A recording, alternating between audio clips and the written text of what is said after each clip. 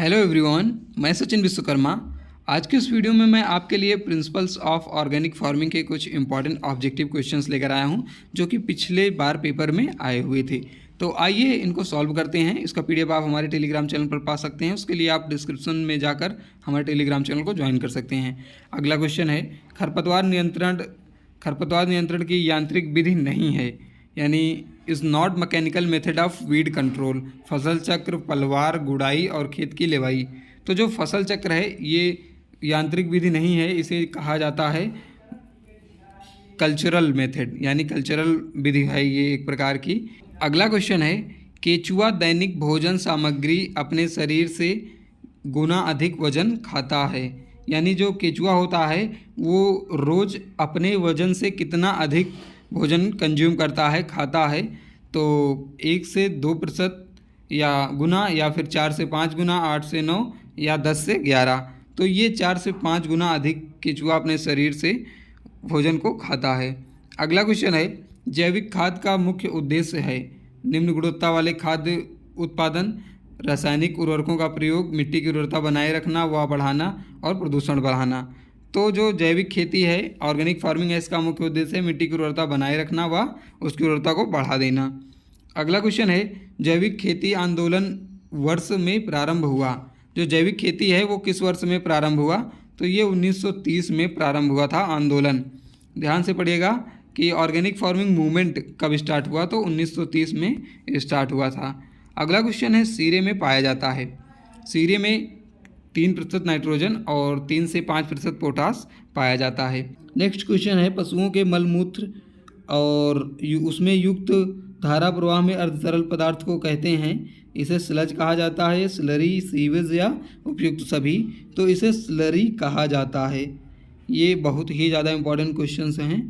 अगला क्वेश्चन है, पोल्ट्री खाद में पाया जाता है। पोल्ट्री मेन्योर में 3.8% नाइट्रोजन, 3.5% फास्फोरस और 1.7% पोटास पाया जाता है। अगला क्वेश्चन है, इनमें से एक हल्की कार्बनिक खाद नहीं है। कौन सी नहीं है? अरंडी की खली और नीम की खली, मुर्गी की बीट और अलसी की खली।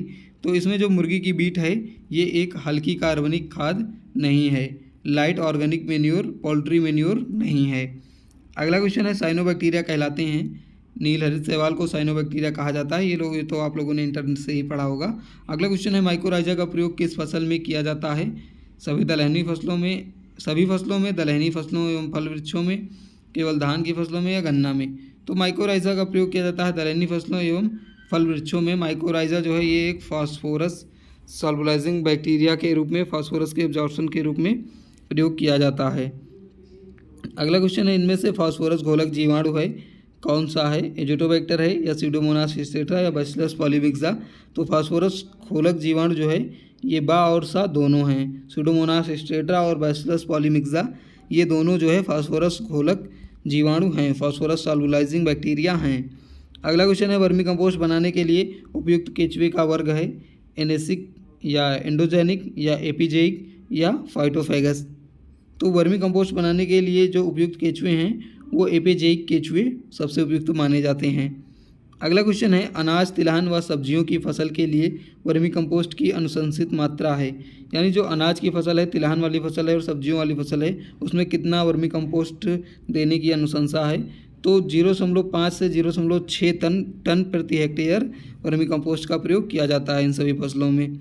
अगला क्वेश्चन है कि अनाज की फसलों के लिए नाइट्रोजन स्थिरीकरण जीवाणु है, nitrogen fixing bacteria cereal crops के लिए। तो एजोटोबैक्टर का प्रयोग हम लोग करते हैं इस अनाज की फसलों के लिए। अगला क्वेश्चन है, निम्नलिखित में से कौन जैविकनाशी है? निम्नलिखित में से कौन जैव शाकनाशी है? डिवाइन, कोलेगो, बायोपोलिरिस और उपयुक्त सभी? तो इसमें से जो है बायो हर्बिसाइड ये सभी हैं। ऑल ऑफ दीज जो है बायो हर्बिसाइड हैं, जैव शाकनाशी हैं। अगला क्वेश्चन है, खेती की आधुनिकतम प्रणाली जिसमें खेती की लागतों में रसायनों का पूर्ण बहिष्कार किया जाता है उसे कहते हैं ऑर्गेनिक फार्मिंग, अकार्बनिक खेती, जैव खेती या उपयुक्त सभी? तो इसे जैविक खेती कहा जाता है, ऑर्गेनिक फार्मिंग कहा जाता है। अगला क्वेश्चन है, IFOAM का पूरा नाम, जो अभी मैंने आपको पहले बताया हुआ था, यहाँ पर वो पूछ लिया गया है। कि IFOAM का पूरा नाम क्या होता है, तो ये होता है international federation of organic agriculture movement. IFAOM का पूरा नाम क्या होता है, international federation of organic agriculture movement. अगला क्वेश्चन है जैविक खेती। ये एक जो IFAOM है ये एक इंटरनेशनल संस्था है जो कि बहुत सारे देशों में ऑर्गेनिक फार्मिंग पर रिसर्च करती है और उसको कंडक्ट कराती है। अगला क्वेश्चन है कि जैविक खेती के प्रमुख घटक हैं major component of organic farming, कार्बनिक खादें, जैव उर्वरक, वनस्पतिक अवशिष्ट पदार्थ। तो ये सभी जो है ऑर्गेनिक फार्मिंग के मेन कंपोनेंट होते हैं, मेजर कंपोनेंट होते हैं, मुख्य घटक होते हैं। अगला क्वेश्चन है जैविक खेती के अंतर्गत जैव उर्वरक और जैव कीटनाशक इकाई के लिए पूंजीगत सब्सिडी क्या है। तो जैविक खेती के अंतर्गत जैव उर्वरक और जैव कीटनाशक इकाई के लिए पूंजीगत सब्सिडी 25% रखी गई है। अगला क्वेश्चन है नीची भूमि वाले धान के खेत के लिए उपयुक्त हरी खाद की फसल है जयंती, ढैंचा, सस्पेनिया, खेसारी। तो ढैंचा जो है ये नीची भूमियों के लिए, नीची जो भूमियों में धान की खेती की जाती है उसके लिए सबसे उपयुक्त मानी जाती है। अगला क्वेश्चन है ट्राइकोग्रामा का प्रयोग अधिकतर नियंत्रित करने के लिए किया जाता है। तो चावल का तना छेदक, चना फली व छेदक या दोनों। तो जो ट्राइकोग्रामा है इसका प्रयोग उपयुक्त में से कोई नहीं, किसी के लिए नहीं किया जाता है। ट्राइकोग्रामा एक प्रकार का कीट होता है। अगला क्वेश्चन है भारतीय मृदाओं में औसतन नाइट्रोजन पाया जाता है। तो 0.03 से 0.7% नाइट्रोजन भारतीय मृदाओं में पाया जाता है। और जो भारतीय मृदाएं होती हैं उसमें नाइट्रोजन की बहुत ज़्यादा डिफिशियंसी पाई जाती है। जो माइक्रो न्यूट्रिएंट होते हैं जो माइक्रो न्यूट्रिएंट होते हैं उसमें नाइट्रोजन ही है जिसकी सबसे अधिक डिफिशियंसी भारतीय मृदाओं में पाई जाती है। अगला क्वेश्चन है अधिकतर पौध पोषक तत्व मृदा में क्रिया द्वारा नष्ट हो जाते हैं। Most of the plant nutrient are destroy by in the soil, leaching के द्वारा, अंतःसरण द्वारा, रिसाव द्वारा और जल संचयन द्वारा। तो अधिकतर पोषक तत्व जो है लीचिंग के द्वारा ही नष्ट होते हैं। अगला क्वेश्चन है केंचुए द्वारा छोड़े गए तरल अपशिष्ट पदार्थ को कहते हैं vermi compost, vermi wash, vermi culture या उपयुक्त सभी। तो इसे वर्मी वाश कहा जाता है। केंचुए द्वारा छोड़े गए तरल अपशिष्ट पदार्थ को वर्मी वाश कहते हैं। अगला क्वेश्चन है सर्वप्रथम दलहनी राइजोबियम जीवता का अध्ययन किया किसने किया। श्री हिल्टनर ने, श्री नोब ने, श्री BN जोशी ने, श्री रजनीकांत भाई पटेल ने। तो सर्वप्रथम दलहनी में राइजोबियम सजीवता का अध्ययन किया था श्री BN जोशी ने। BN जोशी ने सबसे पहले दाल में राइजोबियम के सिम्बियोसिस के बारे में अध्ययन किया था।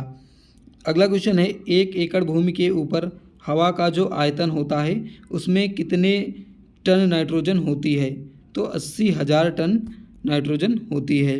1 एकड़ भूमि के ऊपर जो हवा होती है उसमें 80,000 टन नाइट्रोजन होती है। अगला क्वेश्चन है इसमें से एक अवायुजीवी जीवाणु है, यानी कौन सा एनाएरोबिक बैक्टीरिया है। Azotobacter, Clostridium, fusarium, nostoc. तो क्लास्ट्रीडियम जो है ये एनाएरोबिक बैक्टीरिया है। अगला क्वेश्चन है वर्मीवाश में सूक्ष्म पोषक तत्व होते हैं जिब्रेलिक अम्ल, साइटोकाइनिन, लिपेज। तो ये सभी सूक्ष्म पोषक तत्व वर्मीवाश में पाए जाते हैं। अगला क्वेश्चन है एजोला रूब्रा है। एजोला रूब्रा इज, तो ये एक जैव उर्वरक है, बायो फर्टिलाइजर है। अगला क्वेश्चन है नील हरित शैवाल आमतौर पर किस फसल में प्रयोग किया जाता है। तो नील हरित शैवाल ब्रू ग्रीन एल्गी धान पैडी की फसल में प्रयोग किया जाता है। तो